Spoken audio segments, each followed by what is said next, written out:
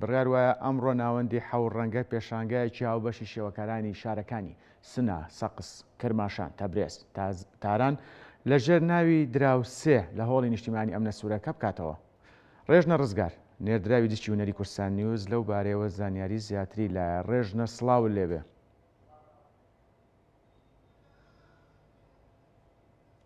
بەڵێ ئاکام سلااو لە ئێوە ئاکام ئێرا هۆڵی نیشتیمانی ئەمنە سوورەکەیە لە شاری سلێمانی ئەمڕۆ وەک خۆت ئاماژەت پێکرد لە لایەن ناوەندی حەوت ڕەنگەوە پێشانگایەکی شێوەکاری بۆ ژمارەیەک لە هونەرمەندانی شارە جیاوازەکانی ڕۆژهەڵاتی کوردستان دەکرێتەوە.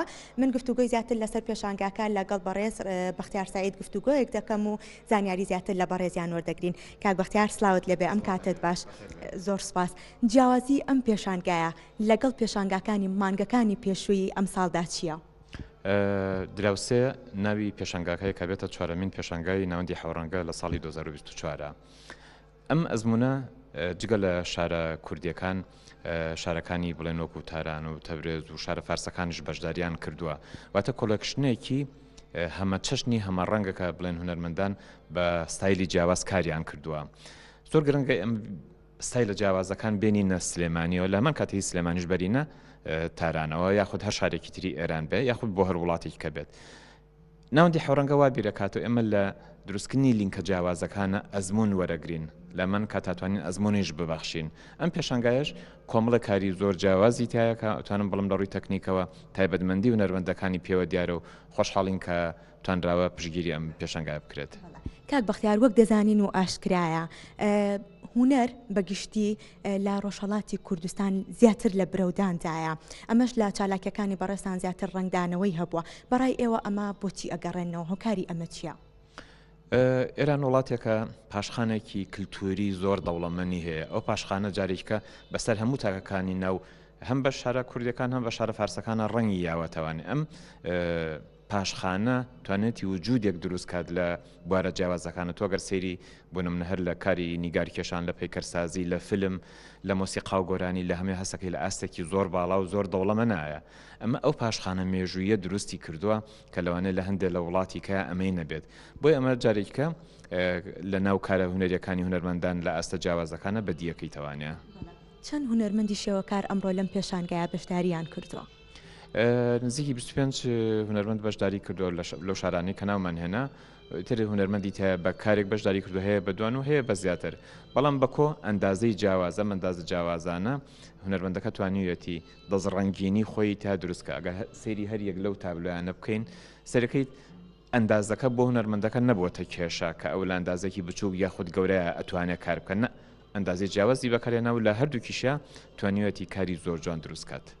بە هیوای سەرکەوتن بۆ ناوەندی حەوت ڕەنگە و بەڕێز بەختیار سعید سوپاس دەکەم.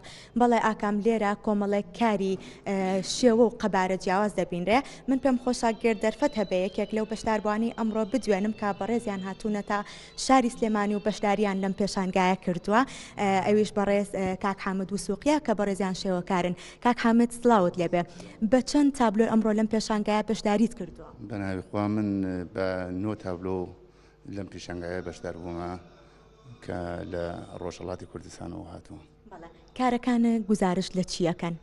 من کارەکانم خۆشبەختانە تەواوی بە عشقی سروشت و ئەوانە ڕاستەوخۆ ئەچمە ناو سروشت لەوێ کارەکانم ئیجراکەم و عەرز بە حوزورت کە تەواویشی خۆشەویستی منە بۆ سروشت و بە ڕەنگی ڕۆنی کارەکەم.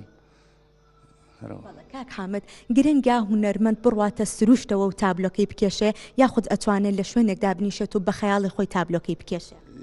دوو مۆزوعی متەفاوتە. بەزیان خەیاڵیان هەیە بە خەیاڵ زۆر شتایە کە بەسەرهاتیان هەیە هینەتەوە ئەمە توانن لە خەیاڵی خۆیان لە ئاتولیە لە ماڵۆ دانیشتن کارکەن. سریکیش پێیان خۆشە ڕاستەوخۆ لە تەبیعەت ئەمەش نوعی شێوەی کارە کە من زۆر عاشقی سروشت بوو پێم خۆشە ڕاستەوخۆ لە تەبیعەتا کارکەم. دەمەوێت بپرسم تا چەندێک گرنگە بۆ هونەرمەندان ئاڵوگۆڕی هەم هونەر هەم کللتورەکەیان هەبێ لە نێوان شارەکانی کوردستانە.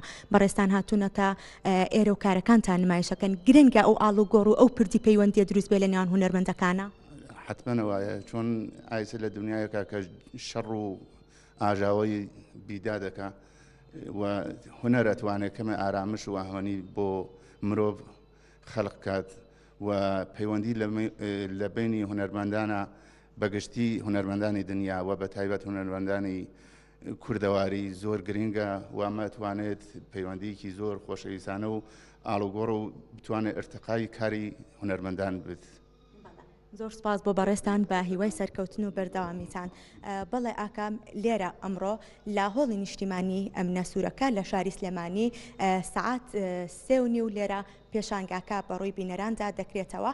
هەر بینەرێک خوازیارە ئەم تابلۆ ڕەنگا و ڕەنگ و قەبارە و شێوە و ستایلە جیاوازە ببینێ دەتوانێت بێتە هۆڵی نیشتیمانی ئەمنە سوورەکە و لێرە بە چاوی خۆی ئەو وێنە و ئەو سروشتە جوانەی ئەم هونەرمەندانە ببینێ. پێشانگاکە ئەمڕۆ ڕۆژانی دواتر لە هۆڵی نیشتیمانی ئەمنە سوورەکە بەردەوام دەبێت. بەڵێ ڕێژنە ڕزگار نێدرای دیستی هونەری کورسان نیوز. سوپاس بۆ تۆ و میوانەکانت.